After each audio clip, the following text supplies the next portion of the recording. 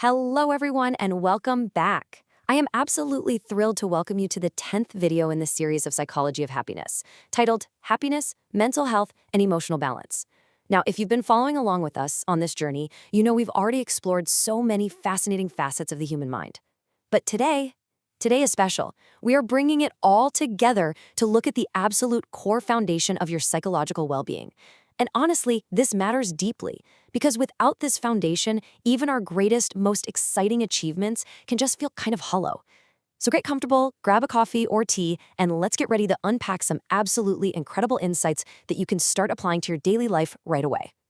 To kick things off, let's challenge some common assumptions. I want you to ask yourself right now, is mental health just not being sick? And is happiness merely having a big smile on your face and feeling good all the time? I mean, we've all seen it, right? Maybe you've even lived it. There's this immense societal pressure to maintain a picture-perfect life, pasting on a smile while internally you're just feeling exhausted and overwhelmed. Society constantly tells us that if we aren't smiling, we simply aren't happy. And if we don't have a diagnosed psychological disorder, well, our mental health must be perfectly fine. But as we're going to see in this explainer today, the reality of human flourishing is so much richer, so much deeper, and honestly, a whole lot more encouraging than that smiling but struggling trope. Okay, let's dive right into this by mapping out our agenda, which is going to serve as our roadmap today. 1. The 3 well-being pillars. 2. Embracing all your emotions. 3. The emotional balance bridge. 4. Navigating anxiety and adversity. And 5. Practical paths to flourishing. Let's jump right into section 1, the 3 well-being pillars. Let's start by completely deconstructing the foundational pillars of our psychological landscape, beginning with exactly what happiness and mental health actually mean. Now, psychologist Ed Diener redefined happiness in a really profound way. He didn't just call it a fleeting temporary feeling. He termed it subjective well-being. This is a broad, encompassing concept that combines your emotional responses, the day-to-day positive and negative feelings you experience, with how you cognitively evaluate your life overall. Think about it like this. Imagine having a highly frustrating Tuesday at work where literally nothing goes right. Emotionally, in that moment, you feel super stressed. But cognitively, you step back and you are deeply satisfied with your overall career trajectory. That unique combination, that is subjective well-being. It tells us that happiness isn't just something felt in the heart, it is actively evaluated by the mind. Building on that, we start to see 2 very distinct dimensions of true happiness. On one side, we have hedonic happiness. This is what most people initially think of when they hear the word happy. It's the immediate pleasure, the comfort, the pure enjoyment. Hedonic happiness is eating a delicious, giant bowl of ice cream on a hot day or buying something brand new. But as researcher Carol Ruff pointed out, if we only ever chase pleasure, we inevitably end up feeling empty. And that brings us to the second dimension, eudaimonic happiness. This is the deep pursuit of meaning, virtue, purpose, and personal growth.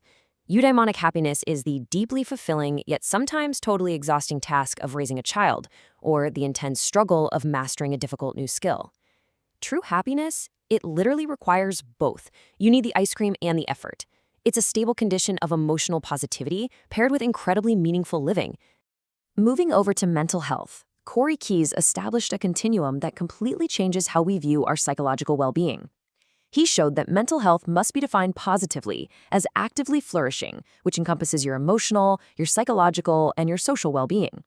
So the opposite of flourishing isn't necessarily a diagnosed mental illness like clinical depression. It's actually something called languishing. Languishing is that modern blah feeling. It's hitting the snooze button 5 times in the morning because you just lack purpose.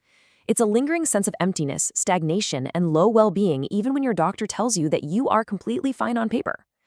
To be genuinely mentally healthy means you are actively flourishing, fully engaged with life, and not just surviving the daily grind. Which brings us nicely to section 2, embracing all your emotions. So the crucial point here is that a healthy mind doesn't just feel good things constantly. True well-being requires us to embrace and deeply understand the full spectrum of our human emotions. Looking first at positive emotions, Barbara Fredrickson's Broaden-and-Build theory is an absolute game-changer in modern psychology. It shows us that positive feelings aren't just superficial or simply nice to have. Feelings like joy actually expand our momentary thought-action tendencies, meaning they literally open our minds to play, to new ideas, and to creativity. Interest pushes us toward exploration, and love strengthens our vital social bonds. But it gets even better. Furthermore, these positive emotions act as powerful protective physiological forces.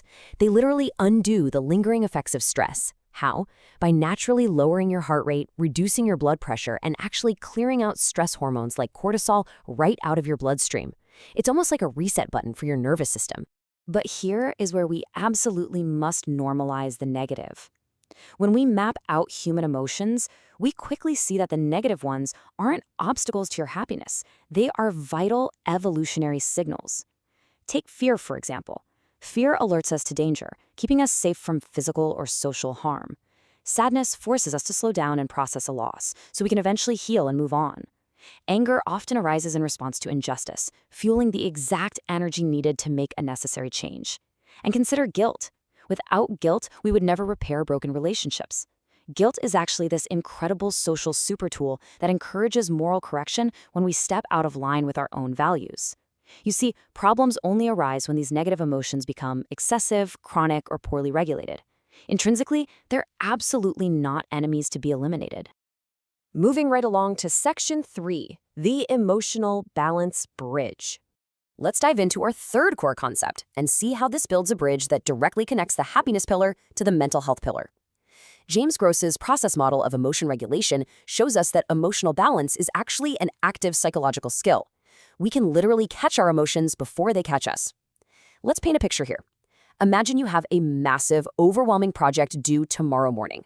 Step 1 is situation selection, so you put your phone in another room to avoid the stress of distraction. Simple, right? Step 2 is cognitive change, and this one is massive. It means reinterpreting a problem constructively. Instead of sitting there thinking, I'm going to fail, you actively reframe it as, this is a chance to showcase my skills under pressure. And then Step 3 is response modulation, managing the emotion after the panic hits. You do this by calming your physical body, maybe through taking 3 deep, intentional breaths before you even start typing.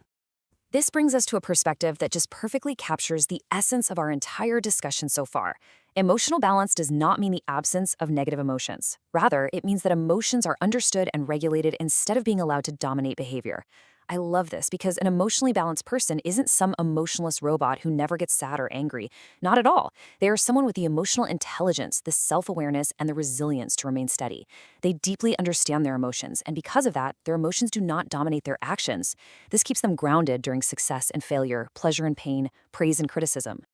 All right, Section 4, Navigating Anxiety and Adversity. Now, let's apply these theoretical concepts to real-world adversity, because let's face it, life gets tough. How does this help us when we are facing deep anxiety or depression, when we are stress-tested by modern life, with all its intense competition, the constant uncertainty, and endless digital distraction? Happiness actually strengthens our resilience, and resilience is simply our ability to recover from trauma or failure. Research by Tagade and Fredrickson found that highly resilient individuals intentionally use positive emotions to bounce back from negative experiences. Notice I said intentionally. They don't just ignore the trauma. Instead, they might use dark humor to cope, lean heavily on the warmth of their friendships, or actively find small, quiet moments of gratitude even within the absolute worst storms of their lives. They face difficulties not just with sheer endurance, but with incredible courage and creativity. So how do we actively manage this emotional imbalance when we feel off-kilter? A comprehensive meta-analysis by Sin and Lubomirsky highlights that positive psychology interventions can significantly reduce depressive symptoms and help regulate excessive anxiety. Think of this as your personal toolkit for managing imbalance. It includes practicing mindfulness, diving into meaning-based exercises, adopting gratitude practices, and strengths utilization. Take cognitive reframing, for example, which we touched on earlier. This is the active, deliberate practice of identifying your negative, irrational thoughts and consciously challenging them with solid evidence. It's replacing doom and gloom catastrophizing with realistic optimism. These tools are so powerful because they help shift us away from automatic, panic-driven fear reactions and move us toward conscious, empowered self-regulation. However, we absolutely must explicitly pause here and state a vital caveat. While these practices we're discussing are incredibly powerful tools for emotional regulation, they absolutely do not replace professional clinical care when it's genuinely needed. Happiness practices are highly effective supportive tools, especially for mild to moderate symptoms, but they are not substitutes for medical or psychological care in cases of severe depression, chemical imbalances, or deep trauma. A truly balanced, wise approach to well-being always combines professional support with these lifestyle interventions to ensure safety and true lasting healing. Which brings us to our final stop, Section 5, Practical Paths to Flourishing. Finally, let's look at the actionable toolkit you can use to cultivate this holistic well-being in your daily life, starting right now, today. Martin Seligman's PERMA model is an absolutely fantastic blueprint for well-being. It breaks down into 5 actionable areas: positive emotion, engagement, relationships, meaning, and accomplishment. Let's unpack that just a little bit. Positive emotions are vital, as we've learned, but engagement? That means finding flow states where you are entirely blissfully absorbed in a task you just love doing. Relationships are about fostering rich, deeply supportive social bonds. Meaning is what connects us with values and service far beyond ourselves. And accomplishment is the rewarding pursuit of mastery and competence. When you put them all together, the PERMA model gives our happiness profound direction and gives our mental health lasting, actionable stability. Now, looking across cultures, the Indian and yogic perspective introduces a truly beautiful concept known as santosha. This represents a profound level of contentment. It illustrates that true emotional balance is cultivated through inner satisfaction, harmony, and ethical discipline. Think of how perfectly this contrasts with modern hustle culture, which is just constantly screaming at us that we need more money, more status, and more things just to be happy. Santosha is freedom from that exhausting, endless cycle of excessive craving. It teaches us that happiness isn't just about getting what you want, it's an inner harmony and ease, known as sukha, and a deeper bliss, known as ananda, that you can access anytime, even when you're stuck in awful rush hour traffic. And as researchers like Pinedo, Dawn, and Kabat-Zinn rigorously point out, emotional balance isn't just something happening purely in your mind. It relies heavily on your bodily habits. The relationship is completely bidirectional. Your mind affects your body, for sure, but your body actively creates the chemical foundation for your mind. Consistent sleep, healthy nutrition, and regular physical activity literally build the neurotransmitters required for an improved mood. Combine these physiological baselines with Jon Kabat-Zinn's approach to non-judgmental mindfulness, which is basically observing your emotions without over-identifying with them, and then add in meaningful social connections, you build an unshakable, incredibly resilient foundation for your life. To summarize everything we've explored today, these 3 elements are completely 100% inseparable. Think back to our opening question about the difference between just surviving and genuinely thriving. Modern psychology shows us that to truly thrive, happiness provides the positive energy and the life satisfaction. Mental health provides the flourishing resilience, the purpose, and the social functioning. And emotional balance provides the vital, wise regulation, linking them all together, keeping you stable and steady through life's inevitable changes and storms. Together, these 3 pillars combine to form the absolute bedrock of a genuinely fulfilling life. I want to leave you with this final, slightly provocative question to reflect on as you go about your day. Which pillar of your well-being needs your attention today? Is it generating positive emotion, building deeper resilience, or perhaps practicing better emotional regulation when you get stressed? Take a moment to really think about it.